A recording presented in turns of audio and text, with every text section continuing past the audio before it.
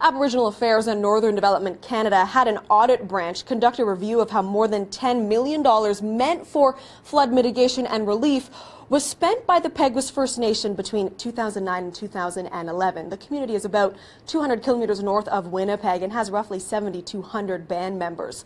The audit found that financial controls were not in place and there was poor management of the flood funds. AANDC tells Sun Media that they are taking the matters of fiscal mismanagement very seriously and are looking into the matter. They say if they were to find any criminal activity, they will alert the proper police authorities. Now, the audit findings were leaked to Sun Media, and in a letter sent to the band's chief, Glenn Hudson, and the band council members, auditors found that there were serious holes in the money tracking.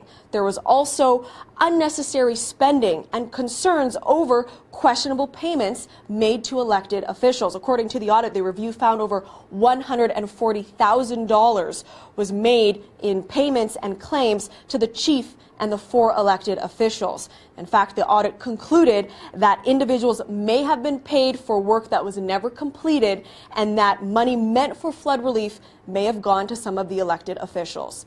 The Canadian taxpayer has taken a look at this audit and says that Canadians and taxpayers need answers on how this happened. Well, it sounds like there's plenty of room for improvement in terms of how public funds are being spent.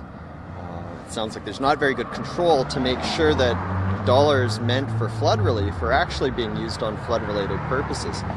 So we're going to be looking to the federal government to explain what they're going to be doing about the situation. Now, Peguis First Nation Chief Glenn Hudson has spoken to Sun News. He says that the audit is incorrect and incomplete and that he is working with Ottawa officials to address the issues raised in the audit. He also insists that he and his council have not received any compensation from flood funding.